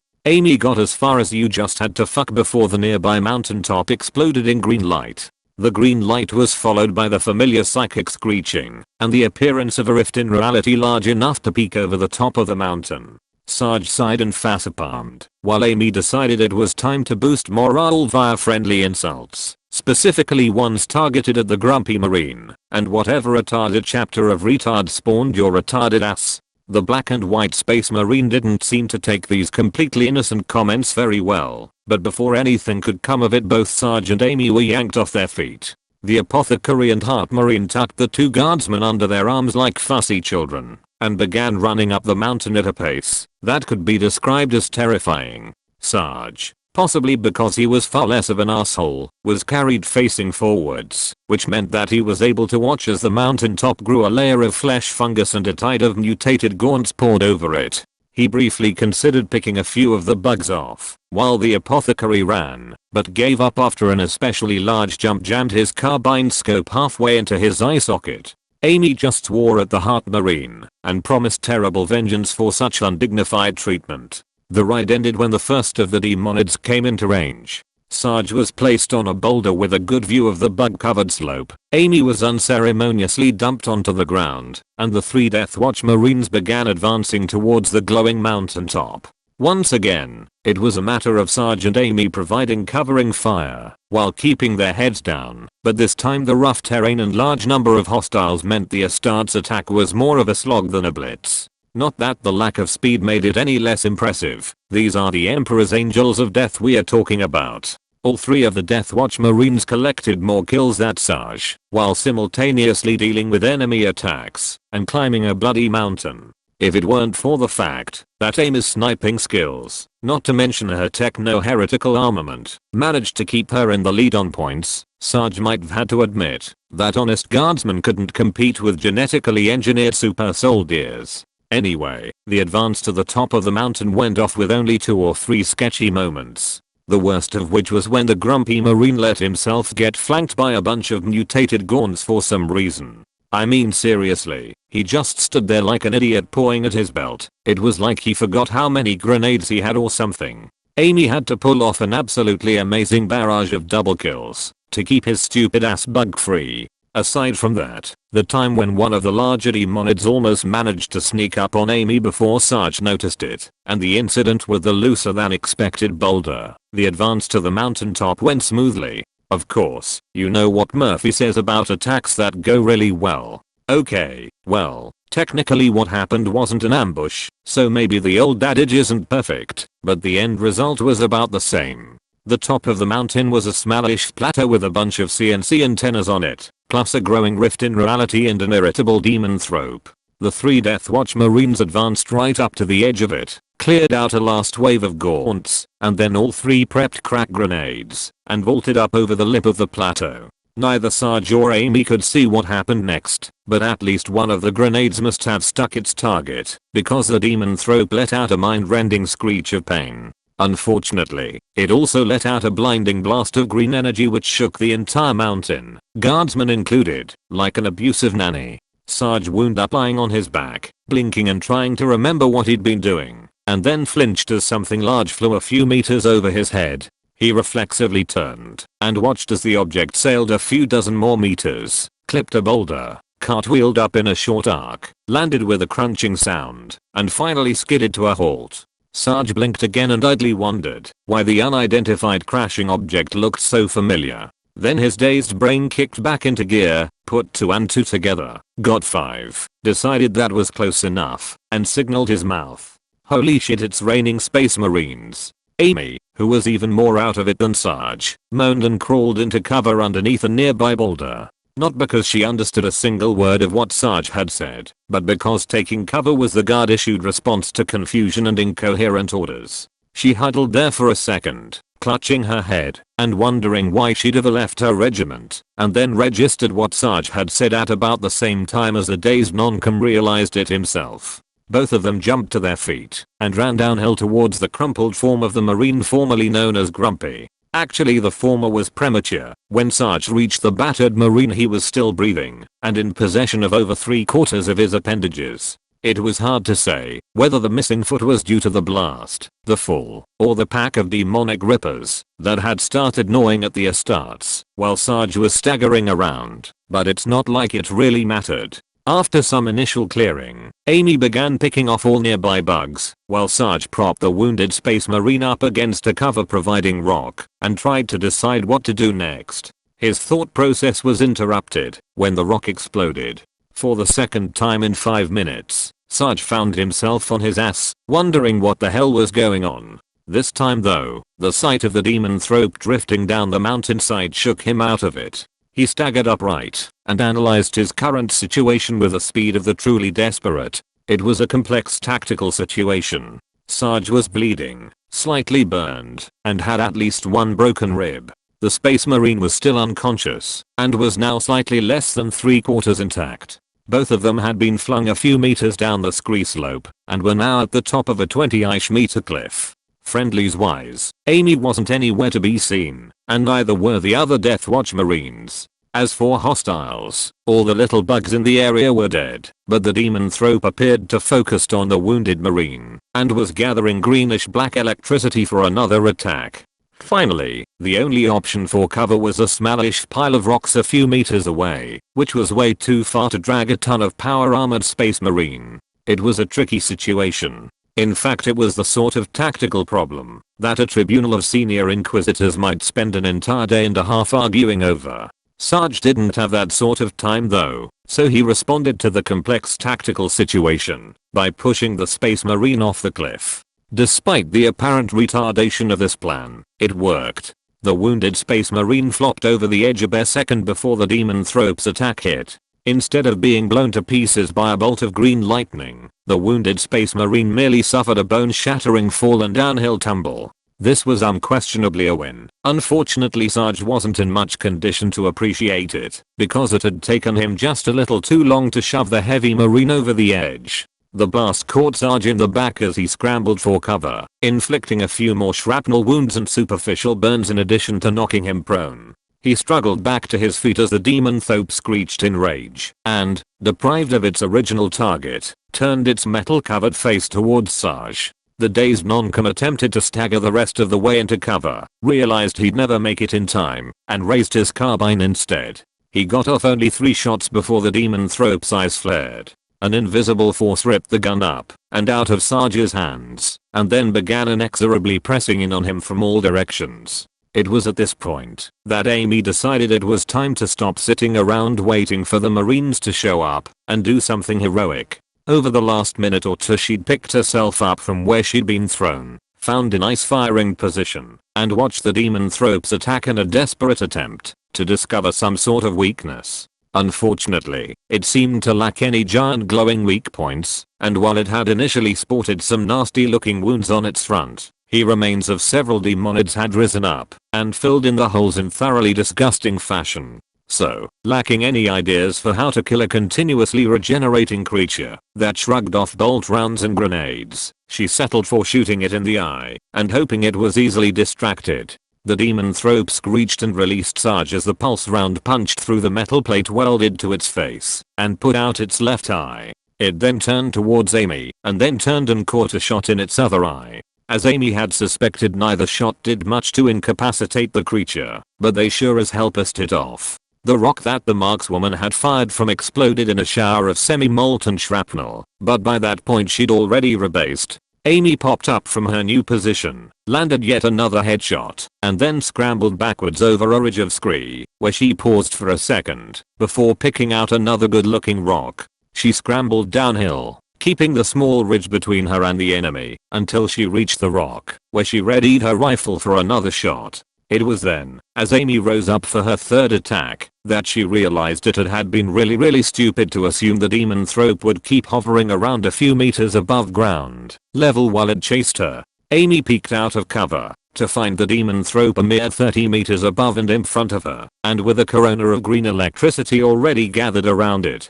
The markswoman reflexively flinched downwards, but it was already too late. There was a flash of green light, a blast of heat, and then nothing. Finally, after what seemed like an eternity of silence and darkness, there came the horribly familiar pain. A couple hundred meters away, Sarge paused his search for his dropped carbine and listened in confusion to what sounded like the bellowing of a stuck Grax. Then after a few seconds the incoherent screaming transitioned into a wail of, "Why is it always the fucking face?" Sarge gave up the search for his weapon, drew his las pistol, and started sprinting. Fortunately, Sarge didn't get a chance to try attacking a demonically possessed Tyranid Seeker with nothing but a las pistol and his guard issue adamantium balls. I mean, I'm totally sure it would worked out, but the sheer awesomeness of his inevitable victory probably would cause the universe to implode or something. So all in all, it was a very good thing that he only got 3 steps before the Death Watch Marines finally returned from whatever tea party they'd been having. Bolter fire erupted from somewhere lower down the mountain, and while it wasn't as perfectly aimed as Amy's shots had been, it was still enough to convince the big bug it had better things to do than finish off a slightly overcooked Guardswoman. Not having anything to prove to anyone, Sarge hunkered down behind a rock until the demon thrope had finished screeching in rage and launched itself towards the source of the fire, and then followed the sound of incoherent cursing and also the smell of burned hair to his markswoman. It turned out that Sarge was actually the second person to reach Amy. He arrived to find the apothecary crouched over the still smoldering markswoman, spraying her head with what could have either been Sith skin or fire suppressant. Whatever it was though, judging by the way Amy was squirming and swearing even louder, it stung like a son of a bitch. Anyway, as Sarge arrived, the apothecary tucked Amy under his arm. Sarge thought he remembered the Marine having 2 of those earlier, but wasn't quite sure, and turned to face him. The Marine started to bellow some sort of order, then paused and gave Sarge a look which managed to convey, "Are you retarded?" despite being delivered through a helmet. "Where is your weapon, Guardsman?" Sarge blinked, tried to think up a diplomatic response, and then decided that he was too sore and tired for this shit. "Dunno. Where is your arm, Marine?" After a very awkward silence, the apothecary sighed and began explaining the tactical situation. In short, Jim had calmed the Marines, ours were still jammed, and informed them the AA guns would be coming online soon. Heart Marine was distracting the demon thrope and drawing it into a good position for all the guns to hit it, while the apothecary was trying to get him some reinforcement.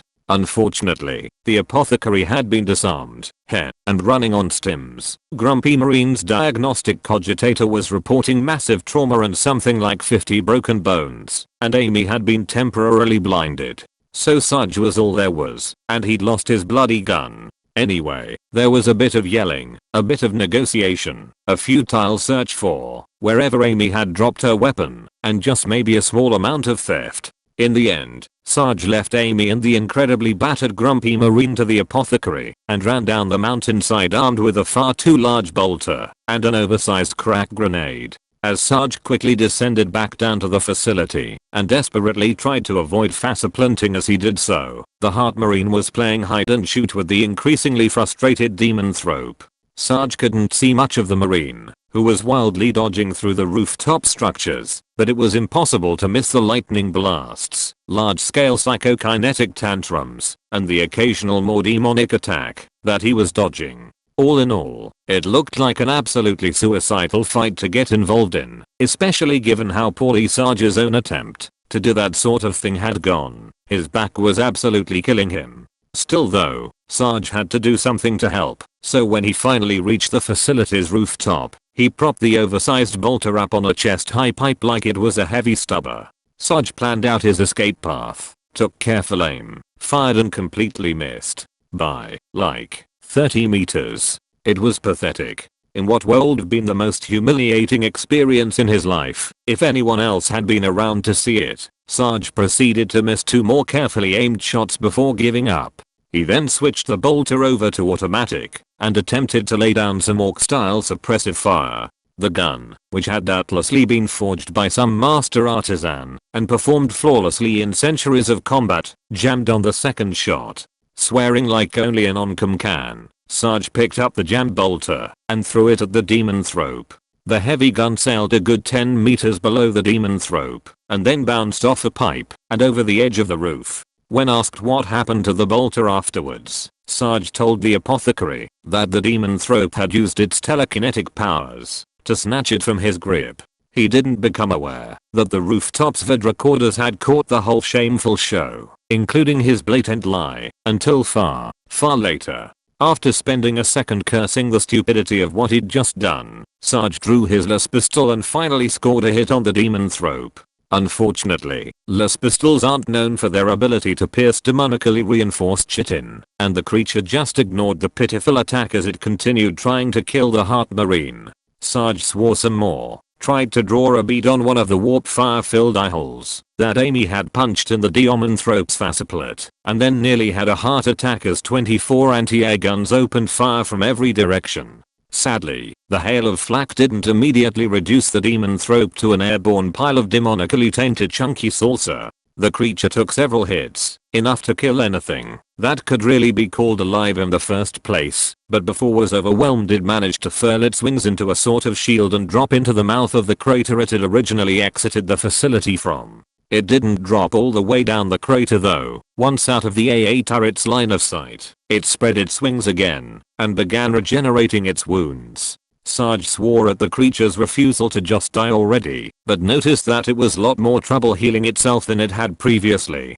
He wasn't sure whether it was the lack of nearby demonids to cannibalize, the corpses had dissipated after the warp rift had closed, or if the creature was finally running out of juice, but either way its regeneration was going slower. Unfortunately, it appeared to be countering for this difficulty by getting even more demony. Some of the wounds were filling in with eyeballs and tentacles instead of chitin, and the local area was getting awfully warpy. As Sarge moved closer to the crater, in the vague hope that the shorter range would let him use his las pistol or grenade effectively, he crossed through patches of rapidly growing mutated plants, chittering whispers, frost, and other lesser phenomena. Of course, compared to the stuff he'd seen during the warp voyage with the demonthrope, these phenomena were positively mundane. He soldiered through them without any problems more significant than one of the little biting bugs that the demonthrope loved so much getting part way up his pant leg before he squished it. Still though, it slowed him down a bit, which meant that only the heart marine was there to keep pressure on the bug while it healed up. Luckily, the marine is a big boy who could handle himself and only suffered a few non-fatal injuries during his wait. So Sarge finally pushed through the last phenomena, a patch of snow and ice that was actually quite refreshing compared to the local scorching temperature. At about the point when Tink finished booting up Spot, he watched with same sense of triumph, then disappointment that the rest of us felt when the Wraithbone armed drone impaled the demonthrope and the thing still didn't die. Just like the rest of us, he and the Heart Marine decided the only thing to do was keep attacking and hope that Spot was weakening the bug enough for regular weapons to finish the job. Sarge put his las pistol away, spent a good few seconds gauging the distance to the demonthrope and the weight of the Astartes-sized crack grenade, and then threw the explosive at the bug's back while it launched one of its green lightning bolts. The grenade flew in a perfect arc, hit the demonthrope right between the base of its wings, failed to adhere properly, and dropped off. Fortunately, especially for those of us standing under the demonthrope and the grenade, Sarge had let the crack cook a little. It exploded about half a meter under the creature, and pretty much the entire lower quarter of the thing, plus a good chunk of its back, was instantly removed. It writhed in the air, spraying at you and screeching, and for a second we all thought that between the blast and the small arms fire, we'd finally done it. Then we noticed the damage to Spot. Down in the facility, Tink swore as Spot reported severe damage to its hover unit.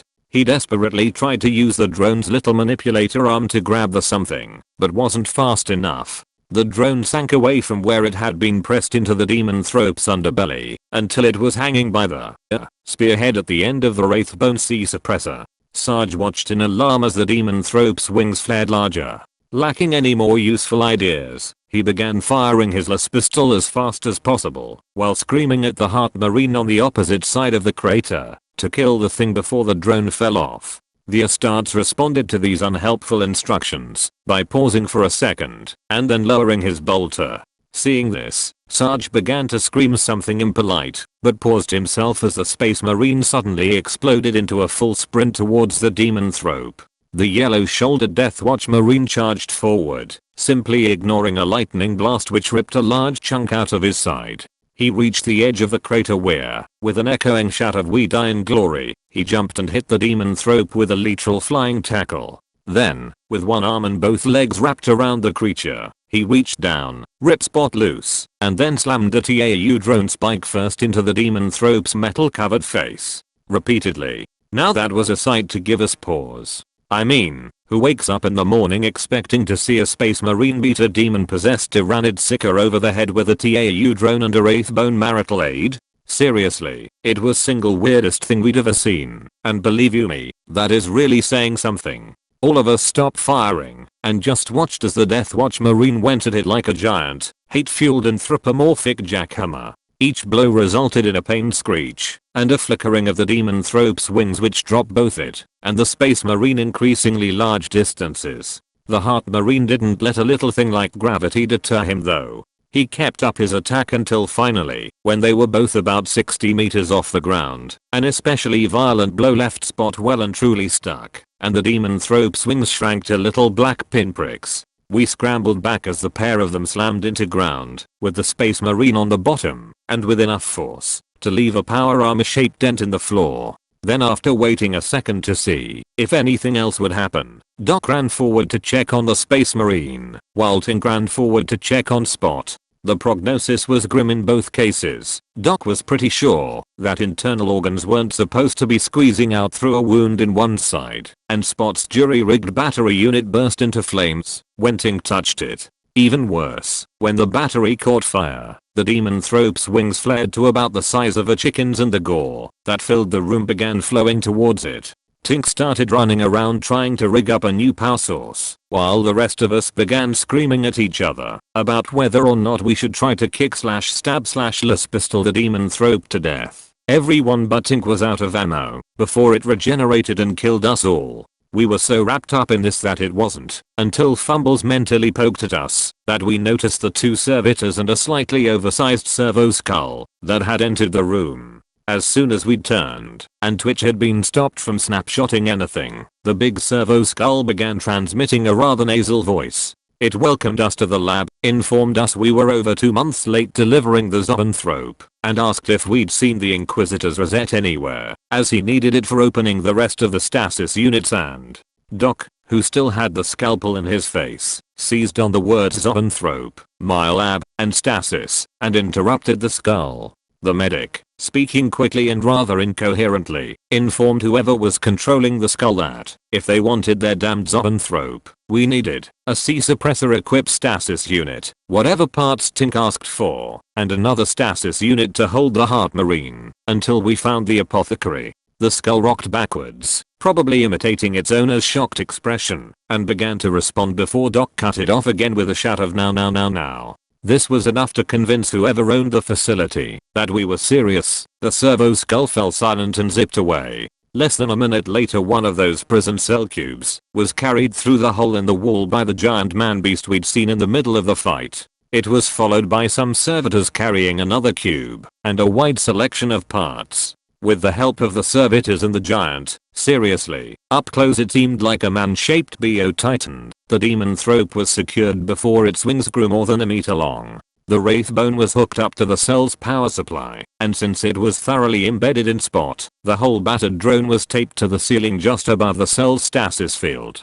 The heart marine and all the organs Doc could find nearby, some probably weren't his, was put into stasis in time as well, and everyone breathed a sigh of relief. Then the servo skull noticed the dead elder and started screaming at us, which pretty much set the tone for the next 2 days. Well, that's actually getting a little ahead of things. At the time, we just put up with the ranting of the skull's owner, a man identifying himself as Magus Smith and the overseer of the facility, because he was the leader of the group of servitors and prisoners that had won the big melee in the warehouse. Having your own army, including a man-beast capable of flipping tanks one-handed, means you're outspoken and eccentric, as opposed to annoying and crazy. Anyway, the Magus got tired of yelling at about the same time Doc finished patching up the rest of us, and finally got around to removing the scalpel from his face. The tech priest announced that he needed to organize the packing, and would meet us on the surface, and then the oversized servo skull zipped off as a servitor equipped with an anti-grav pallet drifted into the room. We rode up to the top of the crater in style, a cargo pallet stitched to the augmented husk of a lobotomized criminal is stylish, right, and met Sarge at the lip. At about the same moment as we disembarked, Jim and the adepts began climbing through the doors to the elevator shaft. Jim was the first through the hole. He'd acquired a dozen servo skulls during his adventure, as well as a few holes that were leaking blood and lubricant. Sarge winced and vowed to avoid Hannah for the next few weeks. Next came the cogitator adept, who looked like he'd licked an electrical outlet, and then the xenologist adept, or to be more precise, his corpse, was hefted through. Finally the diplomacy adept, who was completely fine, climbed out. Doc immediately ran over to give aid, while Sarge surveyed the ragged group for a few seconds and then asked what had happened. Jim shrugged and just said turret, and the cogitator adept mumbled something about feedback, and the diplomacy adept cheerfully announced that he'd shot the xenologist on account of him being a traitor. Before Sarge could get his mind around what he'd just heard, Twitch announced that he'd known the dead adept was a traitor all along, and asked if he'd been working with the demonids or the orcs. The old diplomat told him it was the orcs, suggested he go figure out what data the deceased might have passed to the vile Xenos, and then patiently waited for Sarge to ask something less retarded. After a painfully long wait, Sarge said he'd never seen the xenologist adept do anything traitor-why. The diplomat pointed out that waiting to kill a traitor until after they'd betrayed you would be horribly sloppy. Sarge nodded at this sage advice, asked how the diplomat had known the adept was a traitor, and immediately regretted the decision as the man launched into a long and detailed explanation. About halfway through, Tink got bored and asked if the diplomat was secretly an inquisitor or something. This remark caused the old adept to give up on his explanation with a pained sigh. He spent a few seconds thinking and then declared that he was not an inquisitor. It was far too athletic a profession for him. He was just a simple adept who'd been part of Oak's retinue since the man was an interrogator. Of course, he said, this meant he'd been in the Inquisition since before our great-great-great-grandfathers had been born, and despite it not being the administratum, seniority did still count for something. Essentially, he was Oak's trusted observer and knew how to inquisite better than all of us put together, so we should shut up and trust him. Sarge announced that he was too tired to argue and would worry about it later. Tink, Nubby, and even Twitch, who was flowcharting the orc conspiracy, all agreed. Doc asked if all that meant the adept was supposed to be keeping us out of trouble, because if so, he'd been doing a terrible job of it. The diplomat said he was actually pretty happy with our performance, which was pretty disturbing when we thought about it. Further discussion on the subject of adepts was called off by the arrival of the apothecary and his patients. The grumpy marine was looking especially ragged. In addition to a missing foot and forearm, he had enough broken bones and internal injuries to keep even a space marine on the bench for a few months. Also, the apothecary said something about him having spinal damage due to a 30-meter fall directly onto his back. Sarge winced, but otherwise maintained his poker face. Amy was in slightly better shape. She was conscious, moderately lucid, she was swearing pretty creatively, could see again, and was moving under her own power despite a fair number shrapnel wounds and minor burns. Her head though, was a mass of sprayed on synth skin with eye holes cut in it. Doc was pretty sure that a lot of the synth skin was extraneous though, and wagered that it was only the skin from her eyebrows up that was going to need to be replaced. Anyway, there was a fair bit of wincing when we saw Amy, and Tink, ever the charmer, pointed out that she really sucked at ducking.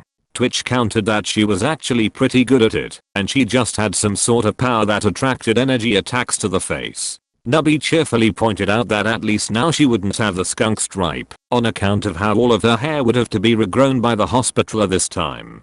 Amy reacted to these comments in the usual way, while the three assholes tried to avoid getting murdered by an enraged markswoman, and Fumbles ran around trying to calm everyone down. Doc and Sarge brought the two marines up to speed on how the demon thrope fight had ended, and the status of the heart marine. Bringing the apothecary and his nearly comatose battle brother up to speed took a while, mostly because they kept asking for annoying little details and the diplomat kept showing them a dataset full of files he'd gotten from somewhere. Then things were delayed even further when the elevator was pried open by the giant man thing, and the tech priest we assumed was the Magus, based on how he had a big servo skull perched on his shoulder, stepped out. As the Magus and his entourage came over, we all reacted in the usual semi-paranoid way, but Jim took it a step further and stretched his macadendrites out towards the tech priest and his skull. This elicited a screeching burst of feedback which made us all flinch, and then the Magus skull sped over until it was in front of Jim's face, and screeched, "Try that again, boy, and I will melt that pathetic organ you call lay brain out your ears, and repurpose your shell as a janitorial servitor." The Enginseer went as pale as he could, turned around, and ran off to go check on the shuttle. His flock of servo skulls sped towards the Magus, and then disappeared into the facility. After that little show, the Magus strolled up to the diplomacy adept, who, to our complete lack of surprise, greeted him warmly by name. The Magus responded by screaming at him about having asked for a zoanthrope, not a demon-tainted monstrosity. This ranting continued for several minutes, and also branched out to cover how, even if the zoanthrope had been untainted, all of the Magus genestealers and cultists had been turned into squigs. The diplomat asked if they could be unsquigged, and was informed that it didn't work that way. The yelling ended, at least for the time being, with the Magus promising to file a complaint with Oak. He then turned to Sarge and asked where the squished Inquisitor was. A minute later the Magus skull flew down into the facility with an inquisitorial rosette hanging from its oversized macadendrite. There was an awkward moment after the skull departed where we all stared at the Magus, waiting for him to continue yelling, or whatever. The diplomacy adept found this hilarious for some reason, and after a few seconds told us not to worry about it, and went back to talking to the apothecary about files, records, political cabals, and other such stuff we had no interest in. This continued a while, during which most of us wandered off to find some shade/water/smoke/etc. Sarge stayed put though, and after a few minutes he signaled the rest of us to return. We listed as the apothecary announced that he'd suspected the Inquisitor hadn't been following proper disposal and investigative procedures, but the date we'd provided proved it. He was certain that the small room at the bottom of the crater was some sort of private cache, where especially valuable artifacts and samples were being stored for use by the Inquisitor. This was a grievous breach of responsibility, bordering on the heretical even, given the nature of the evidence being stolen. The apothecary said he now believed that the mission had always been more about theft than investigation, which was probably why the Inquisitor had been so unhappy when the Death Watch team had been assigned to assist him.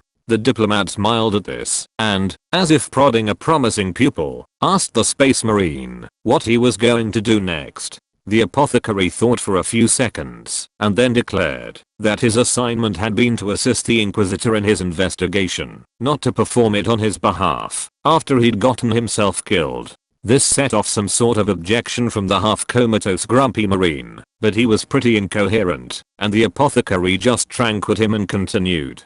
To sum up what was, in our humble opinion, a bunch of overly dramatic barracks lawyering, the Death Watch Marines decided, with the occasional suggestion from the diplomacy adept, that they were going to just pack up their shit and go home. They would take command of the Inquisitor ship when it got back from futilely trying to send astropathic messages, and any of his surviving retinue, and haul it all back to some Death Watch fortress or other, where their superiors could sort things out. So basically, yeah, you guys are probably in the right here, but we don't want to get involved. We are going to creatively interpret our orders and just leave you here with your questionably legal research facility, conspiracies and counter-conspiracies, and assorted other bullshit. We'll send a new investigation over to arrest you in a few weeks. Try not to accidentally pack up all your shit and leave before they arrive. It was a very screw the brass response, and in that moment we all felt a very deep sense of camaraderie with the Marines. We didn't say anything though, because even the most reasonable Space Marine would probably take offense at being congratulated on how good their decision making had been.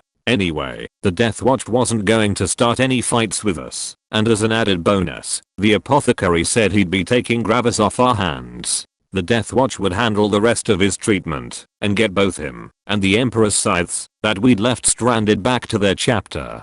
Doc and Sarge both practically collapsed in relief, and so did Nubby when the Marines just accepted the list of war gear lost due to enemy action. Once the Marines had wandered off, the diplomacy adept breathed a sigh of relief, and announced that it was probably time for us to know what was really going on. There was a unanimous sarcastic response about how that would be a nice change, which the old man ignored as he explained that he could only give us the basic story. Apparently the question of whether to burden us with the details was something best left up to the Inquisitor that Oak was assigning us to for our next mission. We all took note of that part, but kept quiet, since the adept was finally telling us stuff we needed to know. The adept started talking about all sorts of political stuff, with factions, and conspiracies, and schools of thought, and other shit, then paused when Tink asked whether Thorianism meant that the Inquisitor was really fond of thunderhammers. The diplomat dialed the level of detail down a little bit, and tried again.